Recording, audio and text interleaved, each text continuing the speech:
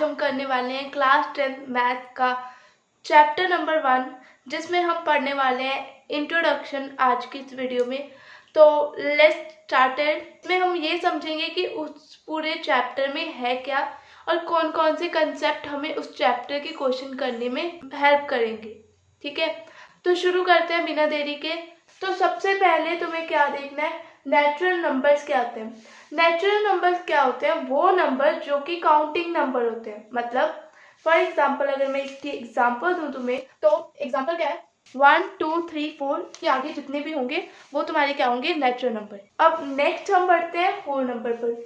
Whole number क्या होते हैं, नेचुरल नंबर के साथ जीरो को अगर हम ऐड कर दें, मतलब समझो नेचुरल नंबर तो हमने गिनने ही है इसमें, उसके साथ जीरो भी अगर ऐड ऑन हो जाए तो that is whole number. Example देखो, इसमें हमने जीरो से स्टार्ट किया तो ये क्या हो गए, जीरो से आगे वाले सारे होल नंबर हो जाएंगे। ठीक है, अब अगर मैं ये बोलूं कि whole number contain all natural number, तो क्या इसमें कोई गलत बात बोली मैंने? बिल्कुल भी नहीं।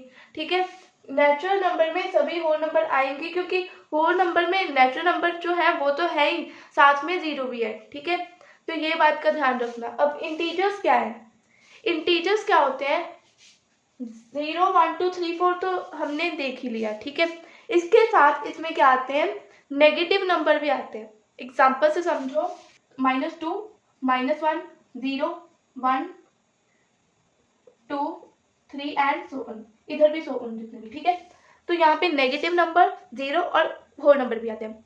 अब इंटीजर्स में सभी नेचुरल नंबर भी आते हैं और सभी होल नंबर भी इसमें होते हैं। तो नेक्स्ट हम बढ़ते हैं रैशनल नंबर पर। रैशनल नंबर क्या होते हैं, वो नंबर जिसे हम P/Q की फॉर्म में लिखते हैं। एग्जाम्पल से समझो, ऐसे ऑरली तो इतना नहीं आएगा, तो एग्जाम्पल देती हूँ, 2/7 या फिर -6/5। ये सारे क्या है, रैशनल नंबर के एग्जाम्पल। ठीक है, तो अब रैशनल नंबर तुम्हें समझ आ गया। इरेशनल क्या होते हैं, वो नंबर जो रैशनल नहीं है वो इरेशनल होते हैं। एग्जाम्पल, हम P/Q की फॉर्म में रिप्रेजेंट नहीं करते, जैसे कि P/Q की फॉर्म में रिप्रेजेंट नहीं करते। ठीक है, जैसे कि एग्जाम्पल दूं अगर मैं तुम्हें, √2 √3, ये ऐसे नंबर है जिन्हें तुम P/Q की फॉर्म में नहीं लिख सकते, तो इसलिए ये कौन से नंबर होंगे, इरेशनल नंबर होंगे। ठीक है, क्लियर है। नेक्स्ट हम बढ़ते हैं रियल नंबर पर। नंबर क्या होता है, कलेक्शन होता है किसकी, रैशनल और इरेशनल की। ऐसे नंबर जिसमें रैशनल नंबर भी है और इरेशनल नंबर भी है, उन्हें हम बोल रहे होते हैं रियल नंबर। एक बार डेफिनेशन देखो, collection of rational number and irrational number, मतलब ऐसे नंबर जिसमें रैशनल और इरेशनल दोनों आ जाए वो रियल नंबर है। तो नेक्स्ट नंबर्स पर बढ़ते हैं, जो कि है प्राइम नंबर। प्राइम नंबर्स क्या होते हैं, वो नंबर जिसका एक वो खुद फैक्टर है और एक वन फैक्टर है। एग्जाम्पल से समझो। ठीक है, जैसे अगर मैंने यहाँ पर लिखा 2, तो 2 किसके टेबल पर जा सकते हैं, ये होते हैं फैक्टर। ठीक है, तो 2 इसका एक तो ये खुद फैक्टर है, एक वन फैक्टर है। ठीक है, तो ये होते हैं प्राइम नंबर। कंपोजिट नंबर क्या होते हैं, जिनके वन और इटसेल्फ तो फैक्टर होते ही हैं, साथ में और भी फैक्टर होते हैं। जैसे यहाँ पर है 12। ठीक है, तो 12 का कितने फैक्टर हैं, वन एंड इटसेल्फ तो है ही, वन एंड इटसेल्फ तो लिख सकते हो तुम, 12 का 12। हर एक नंबर के वन एंड इटसेल्फ तो फैक्टर होती हैं, साथ में कौन से होते हैं वो देखो। ठीक है, तो अब ये 2 पर भी जा सकता है। ठीक है, 3 पर जा सकता है बिल्कुल, 4 पर जा सकता है, 6 पर जा सकता है बिल्कुल जा सकता है। जिसमें 2 फैक्टर है वो हमारा प्राइम नंबर है, जिसमें 2 से ज़्यादा फैक्टर निकल आए वो क्या, हमारा कंपोजिट नंबर। नेक्स्ट हम बढ़ते हैं एक थ्योरम पर, जो कि है 1.1 फंडामेंटल थ्योरम ऑफ अरिथमेटिक। ये समझो क्या है, every composite number can be expressed as a product of prime and this factorisation is unique apart from the order in which prime factor occur.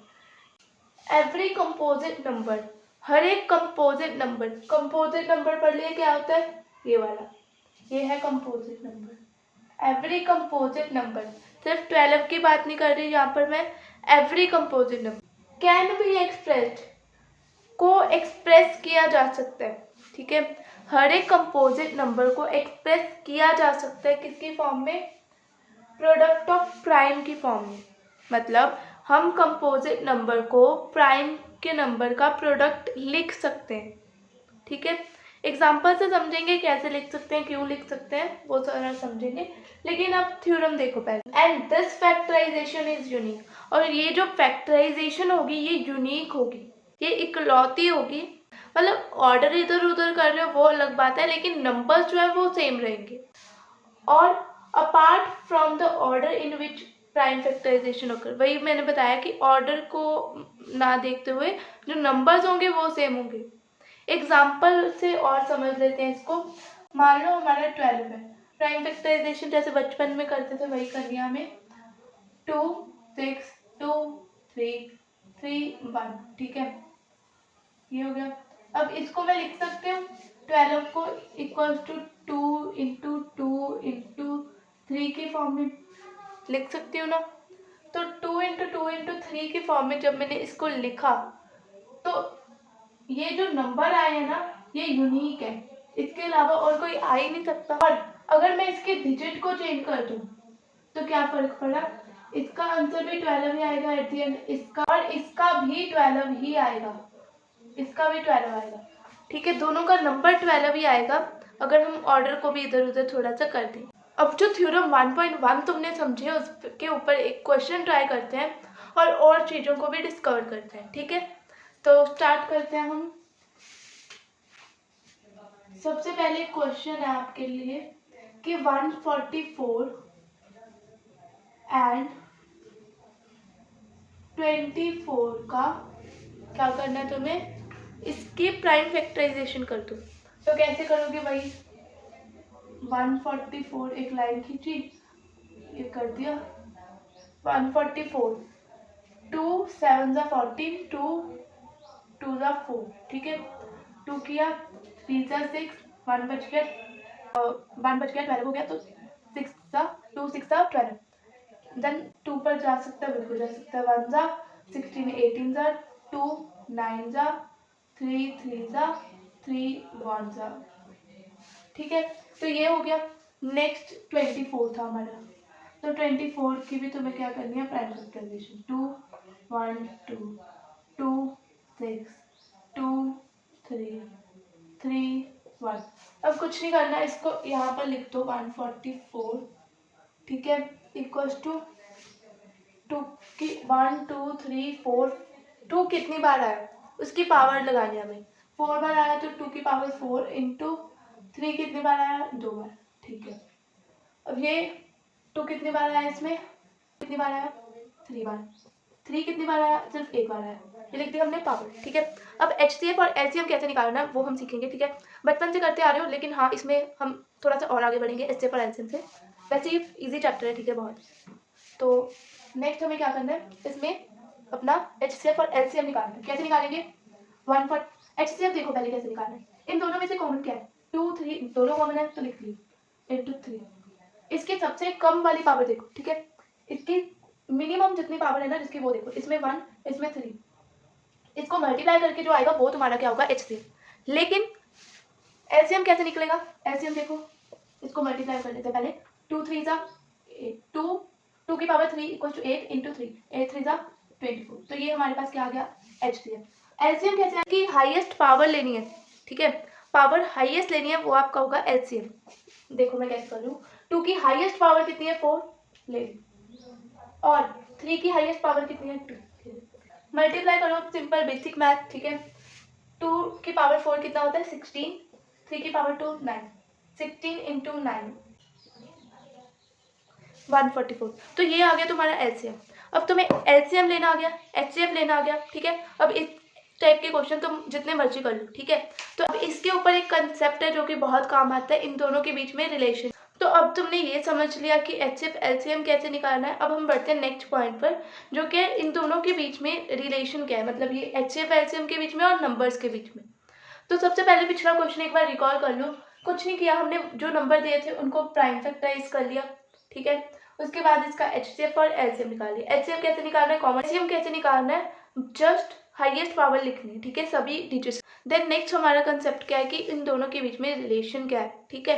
तो ये देखो एलसीएम और अगर एचसीएफ की मल्टीप्लिकेशन करते हैं तो प्रोडक्ट ऑफ टू नंबर्स के इक्वल आएगा।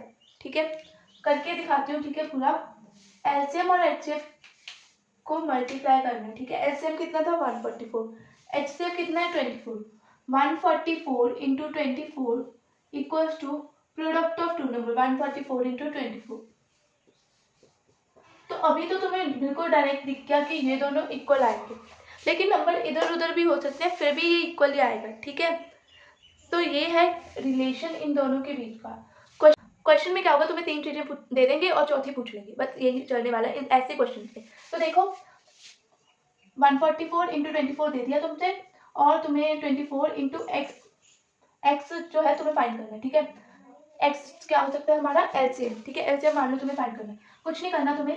144 इंटू 24 लिख लिया, इसको इधर डिवाइड में ले गए, एक्स इधर, ये इससे कट गया, एक्स कितना आ गया 144, और एक्स को हमने क्या मान लिया था, ये एक्स क्या है एलसीएम।